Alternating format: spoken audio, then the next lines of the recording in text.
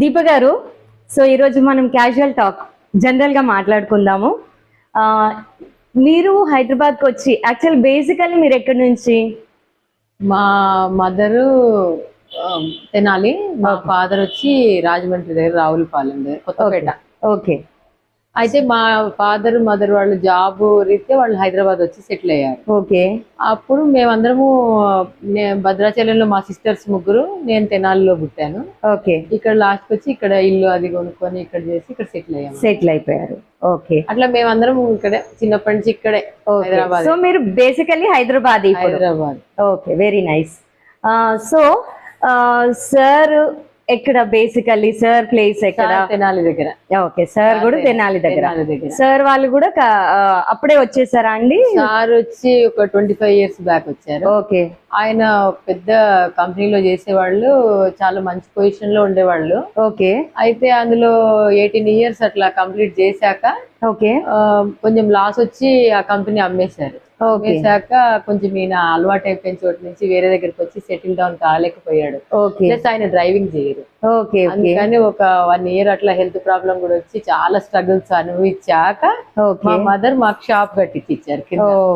మా మదర్ కట్టించాక ఇక మా పాప చిన్నప్పుడు 2 ఏళ్ళు ఆ టైంలో మేము షాప్ పెట్టాం. అదేంటి మొత్తం నేను బయట నుంచి సామాన్ అంతా తేవాలి, ఆయన షాప్ లో చూసుకునేటట్టుగా. గ్రేట్ అసలు. అట్లా మా మదర్ సపోర్ట్ తో పిల్లల్ని కొంచెం ఆవిడ బాగా చూసుకునేది ఇంట్లో. మదర్, మా గ్రాండ్ మదర్ ఇద్దరు కూడా చాలా సపోర్ట్ ఇచ్చారు నాకు.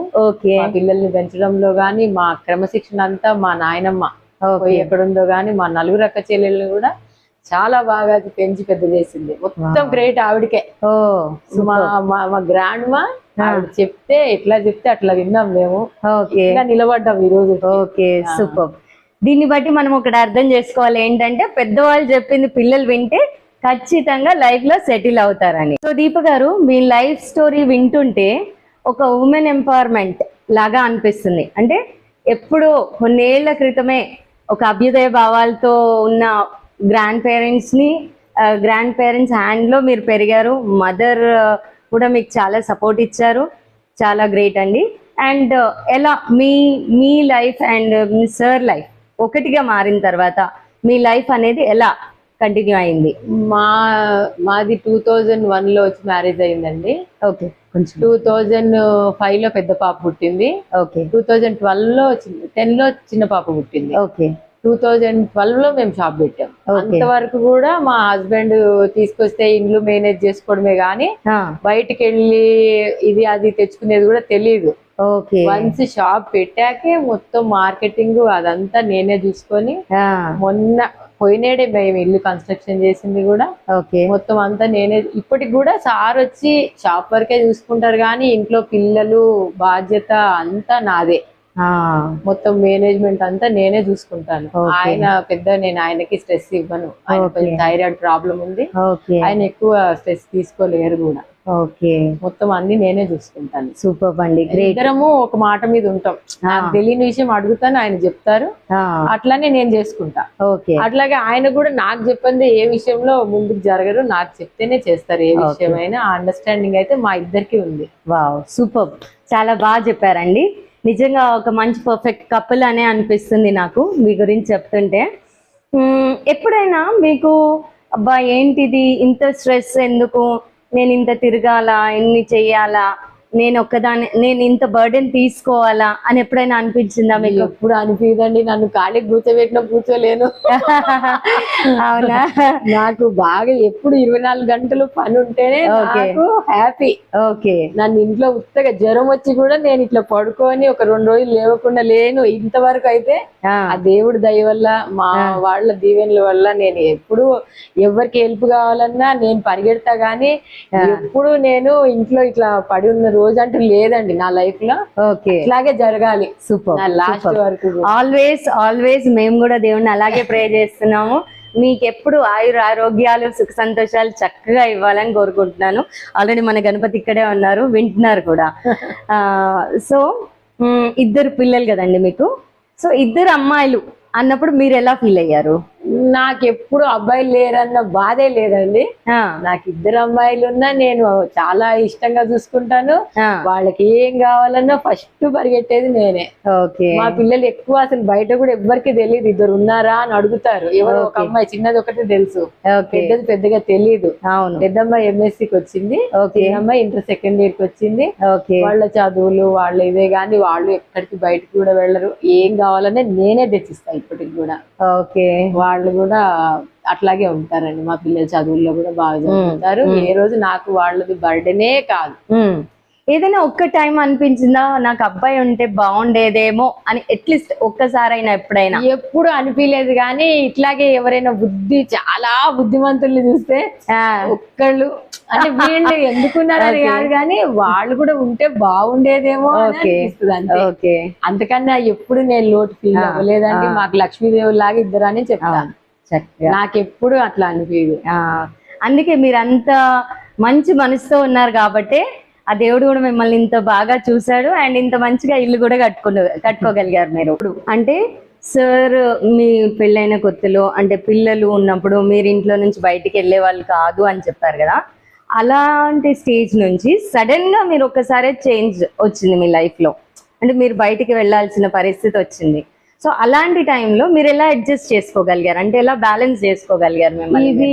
ఇది నా ఇష్ట ప్రకారం నేను తీసుకున్న డెసిషన్. ఏంటంటే ఇంకా ఆయన ఎక్కడ సెటిల్ కాలేకపోతున్నారు, ఇంక ఏం లేదు, మనం ముందుకు వెయ్యాలి అడుగు, లేకపోతే కాదు. కానీ ఇద్దరం కష్టపడాలి. ఆయన ఎక్కువ ఇది చేయలేడు, కొంచెం హెల్త్ ఇదికి వచ్చిందని ఇది నా అంతకు నేను తీసుకున్న డెసిషన్ కాబట్టి నాకు ఎప్పుడు కష్టం అనిపించలేదు, ఇప్పుడు కష్టం అనిపించలేదు. ఈవెన్ కరోనాలో కూడా అన్ని నేను తెచ్చే హోల్సేల్ షాపులు బంద్ ఉన్నా కూడా నేను ఎల్బీ నగర్ మార్కెట్ కి వెళ్ళి చాలా సామాన్ తెస్తుంటే ఎవరో ఒక అమ్మాయి యూట్యూబ్ లో పెట్టింది కూడా, అది వైరల్ చేసింది కూడా. అవునా? ఐరన్ లేడీ అని. అట్లాగా నేను ఇష్టపడి తీసుకున్నా కాబట్టి నాకు ఎప్పుడు కష్టం అనిపించలేదండి. ఇప్పుడు కూడా ఎవరైనా అన్నా కూడా లేదండి మా హస్బెండ్ దే కష్టం ఎక్కువ, నాదే ఉందండి, నేను తెచ్చి చెడిపోతాను, ఆయన చూసుకుంటారు, ఆయనదే కష్టం ఈ జనాలతో పడాలని ఆయన్నే వెనకాల సపోర్ట్ చేస్తా, గానీ ఏ రోజు నేను మా ఆయన్ని చేయనండి. సూపర్ అండి, గ్రేట్, చాలా బాగా చెప్పారు. అయితే ఒకటి ఏంటంటే జనరల్లీ ఎవరైనా మిమ్మల్ని అడిగినప్పుడు ఎగ్జాక్ట్ గా మీకంటూ ఒక జాబ్, ఒక టైమింగ్స్ అట్లా ఏం లేదు. ఇప్పుడు ఎవరైనా కొత్త వాళ్ళు వచ్చి మిమ్మల్ని ఏం చేస్తారండి అని మిమ్మల్ని అడిగినప్పుడు మీరేమన్నా అంటే ఏమని చెప్పాలి అనే థాట్ ఎప్పుడైనా వచ్చిందా? చాలా ప్రౌడ్ గా చెప్తా, మాకు షాప్ ఉందండి, సూపర్ మార్కెట్ లెవెల్లో మెయింటైన్ చేస్తాం, మా హస్బెండ్ నేను ఈవెన్ గా కష్టపడతాము, చాలా బాగా చూసుకుంటాం. మొన్నటిదాకా ఇప్పుడు 1 షట్టర్ ఉంది, కానీ అంతకుముందు 2 షట్టర్లు, అది పెద్దది ఉండేది. సార్ ఏంటంటే ఇప్పుడు పార్కింగ్ పెట్టాలని చెప్పేసి ఒకటి చేయించారు, కానీ అప్పుడు 2 మడిగిలు ఉండేది, పెద్దగా ఉండేది, చాలా సామాన్. ఇప్పటికి కూడా ఎదురుగా 380 ఫ్లాట్స్ ఉంటే ఎక్కడ దొరకని ఐటమ్ కోసం మా దగ్గరకు వచ్చి తీసుకెళ్లే వాళ్ళు ఉన్నారు. అట్లా మెయింటైన్ చేస్తాం మేము ఐటమ్ కూడా. ఏం కావాలన్నా లేకపోతే తెప్పించైనా అమ్ముతారు, కానీ మా ఆయన లేదని చెప్పాడు. అట్లా నేను చాలా మంది తెలుసు ఎదురు అపార్ట్మెంట్ లో. దీప గారు, మీరు గరికపాటి గారి మాట వినే ఉంటారు, house wife not working but working a lot అనేది, దాన్ని మీరు ఎలా తీసుకుంటారు? అంటే మీరు దాన్ని సమర్థిస్తున్నారా, లేకపోతే హౌస్ వర్కింగ్ ఉమెన్ కి ఎక్కువ స్ట్రెస్ ఉంటదండి? లేదండి, ఆయన మాటనే సమర్థిస్తున్నా. నేను ఆల్రెడీ అదే ఇదిలో ఉన్నా కాబట్టి. అవును, వర్కింగ్ ఉమెన్ కి పలానా టైం నుంచి పలానా టైం ఉంటుంది, వాళ్ళు వచ్చి చేస్తారు, చేయలేదు అనేది, కానీ వీళ్ళకి మొత్తం పనే ఉంటుంది. పొద్దున్న లేచి నాదే ఉంది, పొద్దున్న 5కి లేస్తాను. అవును, 5 నుంచి 1 వరకు నాకు చాలా బిజీ పని ఉంటుంది. ఇంట్లో వంటలు గాని, మా పిల్లలు ఒక రకం చేస్తే తినరు, వాళ్ళకి ఏది కావాలంటే అది చేసి పెట్టాలి. ఇంట్లో ఒక డాగ్ ఉంది, దాని పని, ఇల్లంతా మళ్ళీ వంటలు, ఈ చేసుకునే పనులు, ఇవి అవి అన్ని ఉంటాయి పనులు. తర్వాత మార్కెట్ కి రోజు వెళ్ళాలి, రోజు ఐటమ్స్ అన్ని తెచ్చుకొని పెట్టుకోవాలి. నేను ఇంటికి వచ్చేసరికి 1 అవుతుంది. 1 అయ్యాక మళ్ళీ అదంతా తినడం చేయడం అదంతా అయిన తర్వాత నేను 2:30, 3 o'clock పడుకుంటే 5కి లేస్తాను. ఎవ్రీడే నేను గుడికి వెళ్లాల్సిందే. ఈవినింగ్. ఓకే అక్కడే 7:30 వరకు ఉంటాను. 7:30కి వచ్చాక మళ్ళీ పిల్లలు ఫుడ్ ప్రిపరేషన్. ఓకే రాత్రి 11 అవుతుంది నేను పడుకునేసరికి. చూడండి మీరే, నైట్ 11. So busy. నాకు మధ్యలో ఒక 2 hours 3 hours బ్రేక్ ఇస్తున్నారు మీకు. బ్రేక్ కావాలని తీసుకుంటున్నా. ఓకే ఖాళీ మీరు కష్టపడి బ్రేక్ తీసుకుంటున్నాను అడ్జస్ట్ చేసి. ఈ లోపల మా సిస్టర్స్ వాళ్ళు ఏదన్నా ఉందంటే మామూలుగా వాళ్ళతో వెళ్ళి మాట్లాడుతుంటాను. మేమందరం ఇటే ఉంటాం చుట్టుపక్కల. మా మేనత్త ఉంటుంది, మా 2 అక్కలు ఇదే లైన్ లో ఉంటారు. ఒక అక్క మట్టుకు కొంచెం దూరంగా ఉంటుంది. మామూలుగా అందరినీ కవర్ చేస్తా. ఓకే ఓకే ఒక రోజు విడిచి రోజైనా సరే వాళ్ళు రాకపోయినా నేను వెళ్ళడం అట్లా. సో మా సమాచారం తెలుసుకుంటారు అందరూ. నేనే అందరినీ కలుపుకొని పోయేది. మా ఇంట్లో ఎవరికి వాళ్ళే ఉంటారు కానీ.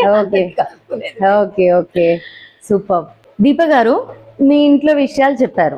ఇప్పుడు జనరల్ గా మీరు సొసైటీలో ఆల్రెడీ ఇన్వాల్వ్ అవుతున్నారు అన్ని, అంటే బయట వర్క్స్ కానీ అన్నిటికీ మీరు ముందుకు వెళ్తున్నారు. సో సొసైటీలో మీ ఇన్ఫ్లుయెన్స్ ఎలా ఉంది? పీపుల్ తో మీ ర్యాప్ ఎలా ఉంటది? అందరితో మీరు ఎలా? నేను అందరితో ఫ్రెండ్లీగానే ఉంటా అండి. ఎవరితో గొడవలు అయ్యి ఎప్పుడు పెట్టుకోలేదు కూడా, అవసరం రాలేదు కూడా. ఎవరికి ఏ హెల్ప్ కావాలన్నా కూడా ఫస్ట్ వెళ్ళి నించునేది నేనే. ఇంట్లో గాని బయట గాని ఎవరికైనా కష్టం వచ్చిందన్నా కూడా అయ్యో అనేది నేనే. ఒకవేళ వాళ్ళకి ఏమైనా హెల్ప్ నా ద్వారా కావాలన్నా కూడా నా పని అని చేసుకుంటా గానీ వాళ్ళకి నేనెందుకు చేయాలని చెప్పి అట్లా అనుకోను. ఎవరికైనా సరే ఫస్ట్ నా వల్ల అయ్యేదంతా చేసుకుంటా గానీ ఎవరిని డైరెక్ట్ గా ఎప్పుడు హెల్ప్ అడిగి తీసుకునే పరిస్థితి దేవుడి దయ వల్ల రాలేదు. మా మదరు మా వాళ్ళు చెప్పిన దాని ఇదిలో నేను అందరికి హెల్పింగ్ గానే ఉంటా గానీ ఏ రాత్రి ఎవరికి ఇది ఉన్నా సరే వెళ్తాను. అట్లాగే ఎవరికి ఏ టైంకి నేను వెళ్ళినా కూడా మా హస్బెండ్ కూడా చాలా కోఆపరేట్ చేస్తారండి. పర్వాలేదు నేను చూసుకుంటాను, నువ్వు వెళ్ళు, వాళ్ళకి అవసరము ఇట్లా హాస్పిటల్కి కానీ దేనికైనా వెళ్ళాలన్నా చెయ్యాలన్నా నువ్వు వెళ్ళు అంటాడు. కానీ మన పని ఫస్ట్ నువ్వు చేసి వెళ్ళు అనేటట్టు అనలేదండి ఇంతవరకు. దాంట్లో మా ఆయన్ని చాలా మెచ్చుకోవాలి.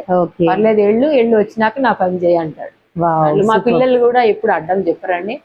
ఎవరికైనా హెల్ప్ కావాలంటే బయట వాళ్ళైనా గానీ ఇంట్లో వాళ్ళైనా గానీ వెళ్ళు పర్వాలేదు నువ్వు చేసి రా అంటారు. కానీ అట్లా అంటే వాళ్ళు డైరెక్ట్ గా చేయకపోయినా నన్ను పంపిస్తారు. Okay very nice. ఒకటి మా ఫ్యామిలీ అది గ్రేట్ అండి. అలా పిల్లలే గాని మా హస్బెండే గాని నీకే అవసరం నువ్వు ఎందుకు వెళ్తావు, వాళ్ళు మన దానికి వచ్చారా అట్లా అనరు. వెళ్ళు పర్వాలేదు నీ హెల్ప్ అవసరం అక్కడ, నువ్వు పర్వాలేదు నుంచి వచ్చేయి అంటారు. నేను ఏం చేసి ఇచ్చినా ఎవరికి ఏం చేసి ఇచ్చినా ఎవరిని ఏం అనరు. మా హస్బెండ్ చాలా కోఆపరేటివ్ ఉంటాడండి. ఎప్పుడైనా కోపడితే పడతారు కానీ ఆయన అరుస్తుంది కామన్. ఆయన ఏమన్నా కోపం తెచ్చుకున్నప్పుడు నేను తగ్గిపోతా యాక్చువల్ గా మామూలుగా. నేనేమన్నా అన్నా కూడా ఆయన డౌన్ అవుతాడు. అట్లా మా ఇద్దరి మధ్యలో అండర్స్టాండింగ్ మమ్మల్ని ఇంతవరకు తీసుకొచ్చింది. ఓకే ఎప్పుడైనా మీకు అనిపించిందా ఈయన వల్లే నాకు ప్రాబ్లమ్స్ అనో, లేకపోతే ఆయనకి తన వల్లే నాకు ప్రాబ్లమ్స్ అని అలా ఎప్పుడైనా మీరు అనుకున్నారా? ఎప్పుడు అనుకోలేదండి. అనుకోను కూడా. అనుకోను. Okay very nice. మా సిస్టర్స్ తో కూడా నాకు చాలా మంచి బాండింగ్ ఉంటదండి. మేనత్త కూతురు. అంటే ఇప్పుడు జనరల్ గా మీరు సొసైటీలో హెల్ప్ చేయడానికి వెళ్తాము అట్లా అన్నారు కదా, అట్లా మీరు ఎప్పుడన్నా ఇబ్బంది పడ్డ రోజులు, ఎవరైనా హెల్ప్ చేయడానికి వెళ్ళినప్పుడు వాళ్ళ నుంచి ఏదన్నా మీకు ఏమైనా ప్రాబ్లమ్స్ రావడము అట్లా రాలేదండి. ఎవరికైనా సలహా కావాలంటే నా దగ్గరికి వచ్చి అడుగుతారు. మా షాప్కి వచ్చే వాళ్ళు కూడా ఎవరైనా సలహా కావాలన్నా ఏమన్నా గైడెన్స్ కావాలన్నా వాళ్ళు అడగకపోయినా కూడా చెప్తా. నేను అనా అనుకున్నాక చెప్పాలి. అవును సరే వాళ్ళు ఇంట్లో వెళ్తున్నాం మేము ఈ కాలేజీలో వద్దండి అది అవును అట్లా కాదండి అది బాగలేదండి ఇట్లా వాళ్ళు వినకపోయినా చెప్పడం నా బాధ్యత. ఆ స్కూల్ అది వద్దండి ఇది చేయండి ఇది బాగోదు అని తెలిసిన కాడికి మీరు మనం చెప్తాము. వాళ్ళు ఫాలో అయ్యేది లేదు, వాళ్ళ ఇష్టం అండి. మన అనుకొని చెప్తాం. ఏదైనా మా షాప్ లో మా ఆయన గాని నేను గాని ఎవరేం అడిగినా మా ఇది మేము మాట్లాడతాం. వాళ్ళు ఇష్టం వచ్చిన చేస్తారు. కానీ చాలా మంది మటుకు చాలా రెస్పెక్ట్ గానే చూస్తారండి. అట్లా మామూలుగా ఏదో అంటే రెస్పెక్ట్ అని కాదండి నేను అనేది ఏంటంటే, ఇప్పుడు మీరు ఎవరికైనా ఫినాన్షియల్ గా హెల్ప్ చేయడము, ఫినాన్షియల్ గా హెల్ప్ చేసినప్పుడు వాళ్ళు మీకు వెంటనే రిటర్న్ ఇవ్వకుండా మిమ్మల్ని ఇబ్బంది పెట్టడము అట్లాంటివి ఏమైనా జరిగినాయా? నేను ఫైనాన్షియల్ గా ఎవరికి ఇవ్వనండి, ఎందుకంటే ఆ, ఫైనాన్షియల్ గా అంతా మా సారే చూసుకుంటాడు. ఓకే ఇచ్చినా తీసుకున్నా ఆయనది బాధ్యత. ఓకే నేను ఇవ్వమని చెప్పను, ఓకే వద్దని చెప్పను. ఓకే ప్లస్ నేను రేపు మొన్న ఇంటికి కూడా కన్స్ట్రక్షన్ అప్పుడు కూడా ఆ, నేను ఏ రోజు వేస్ట్ చేయలేదు కాబట్టి వితౌట్ లోన్ నేను ఇల్లు కట్టా.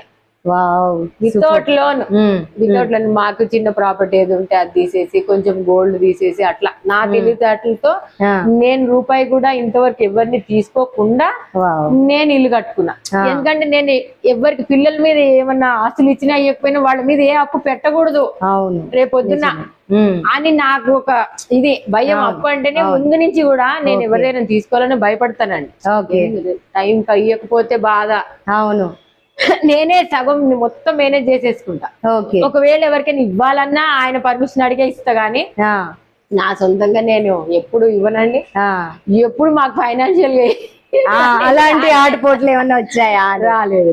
ఆయన ఎవరికైనా ఇచ్చినా చెప్తాడండి. ఓకే ఓకే వద్దంటే ఆగిపోతాడు, ఏమంటే ఇస్తాడు. అట్లా ఏం మా ఇద్దరికి ఏమంటది ఇబ్బంది రాలేదు, ఫైనాన్షియల్ గా అయితే ఇబ్బంది రాలేదండి. Very good. దీప గారు, ఇప్పుడు పిల్లల ఎడ్యుకేషన్ వైజ్ కొద్దాము. పిల్లల ఎడ్యుకేషన్ లో ఎక్కువ రోల్ ఎవరిది, మీదా సార్దా? నాదేనండి. మీదే.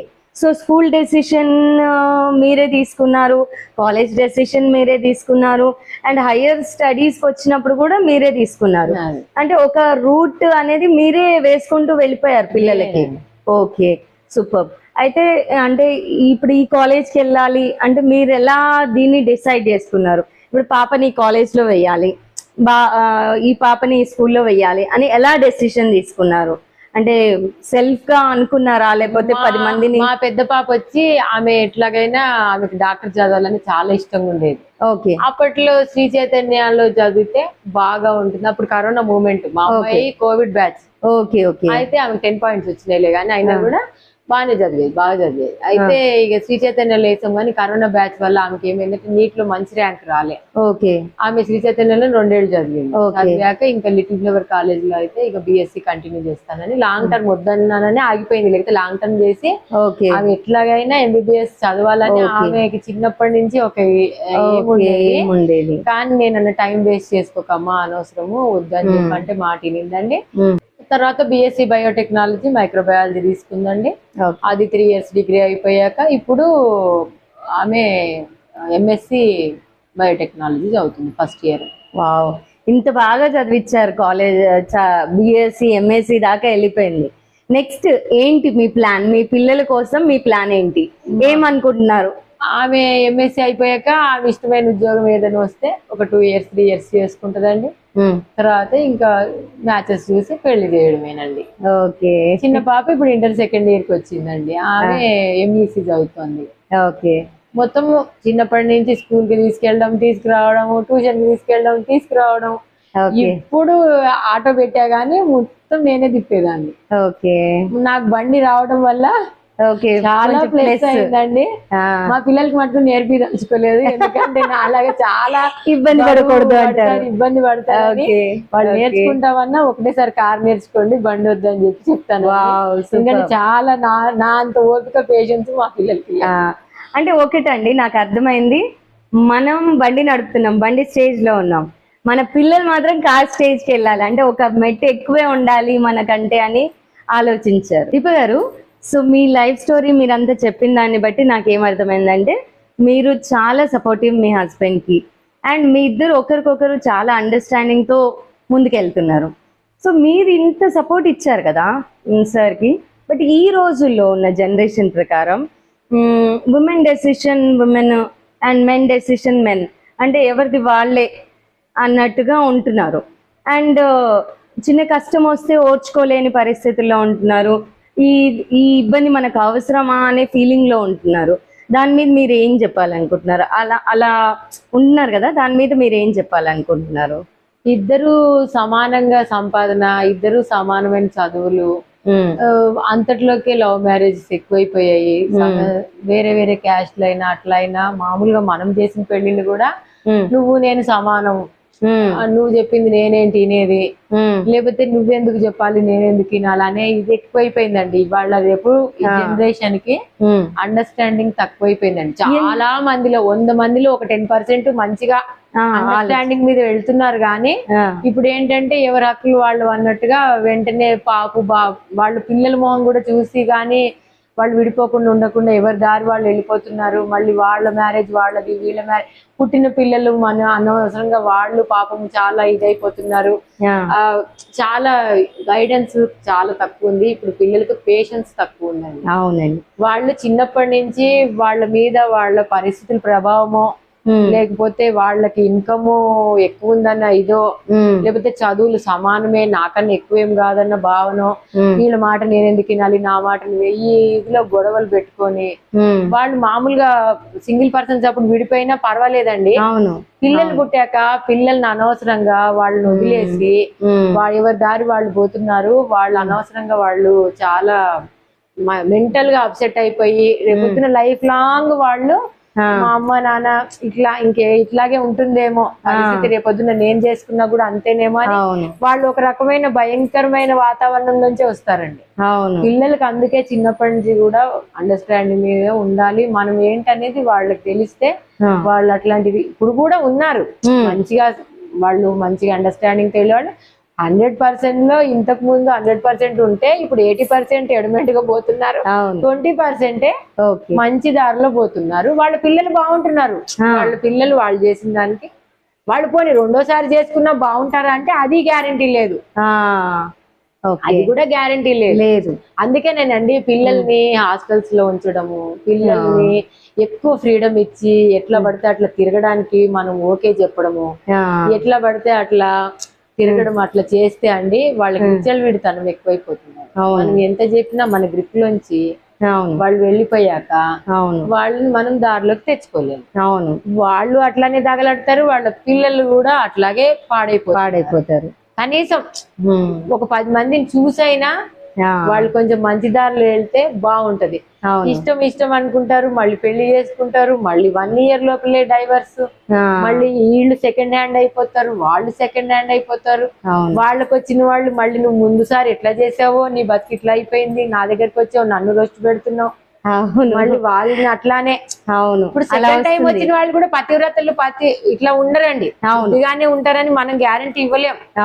రెండోసారి చేసుకున్న వాళ్ళకి ఫస్ట్ వాళ్ళు వచ్చినా ఇదే మాట అంటారు. చిన్న గొడవ ఆస్కారం వస్తే చెప్పడమే ఉంటుంది. అది వీళ్ళందరూ ముందుగా ఆలోచించుకొని మెంటల్ గా ప్రిపేర్ అయ్యి ఏ డెసిషన్ తీసుకున్నా కూడా కొంచెం పెద్దవాళ్ళతో ఇచ్చేసి అందరికి ఓకే అయితే పెళ్లి చేసుకొని కొంచెం వాళ్ళ భయభక్తులతో అయినా వీళ్ళు బాగుండేటట్టుగా చూసుకోవాలండి. అవునండి. తల్లి తండ్రి మెయిన్ ఇది వీళ్ళ పిల్లల లైఫ్ లాంగ్ వాళ్ళే గైడెన్స్ గా ఉంటారు. వాళ్ళు ఎట్లా ఉంటారో వీళ్ళకి అదే గైడెన్స్ వస్తుంది. మమ్మీ డాడీ విడిపోయారు, మనకు కూడా రేపొద్దున అంతే. మనం రిలేషన్షిప్ వాల్యూ అనేది పడిపోతుంది, దాని వల్ల వాల్యూస్ తెలియట్లేదు పిల్లలకి. చిన్నప్పటి నుంచి కొంచెం పద్ధతులు అవి నేర్పించుకోవాలి.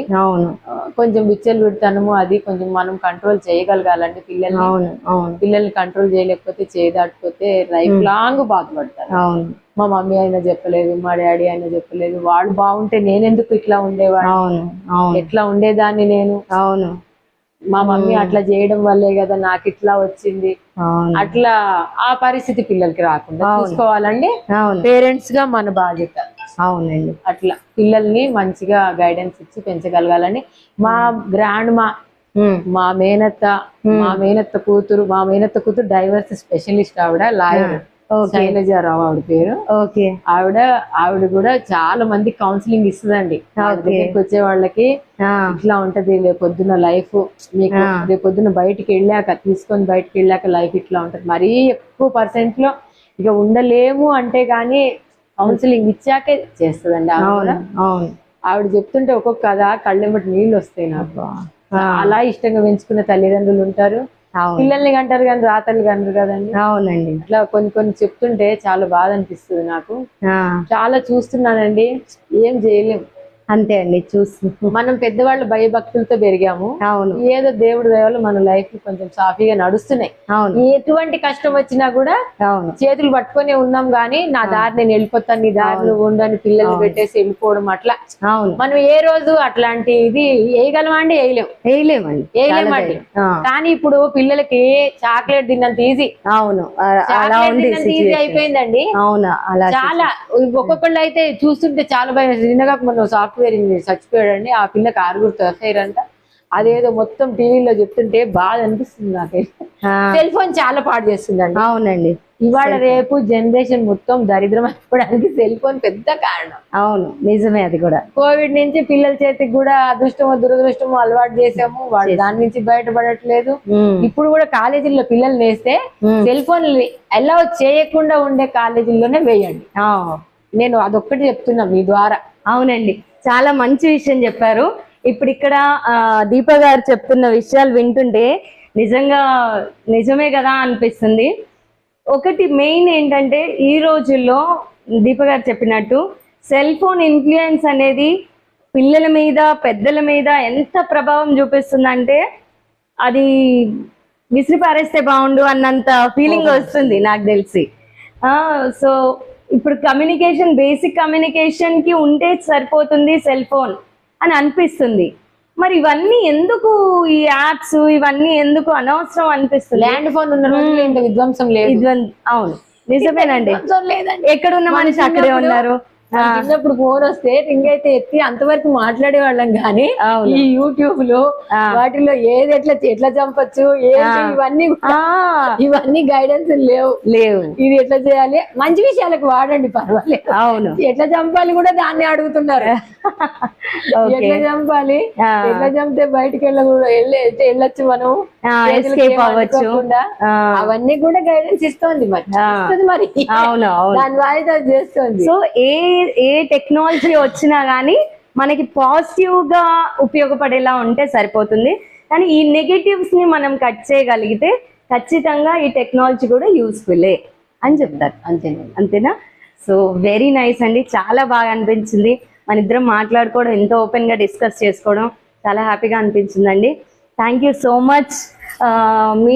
మీ వాల్యుబుల్ టైంని మాకు ఇచ్చినందుకు చాలా థ్యాంక్స్ అండి దీప గారు. మీరు ఎప్పుడు ఇలా హ్యాపీగా నవ్వుతూ సంతోషంగా ఉండాలి. అండ్ మీరు మీ వారు ఎప్పుడూ ఆయురారోగ్యాలతో ఐశ్వర్యాభివృద్ధితో ఉండాలని కోరుకుంటున్నాను. శ్రీ శుభం నుంచి. Thank you so much.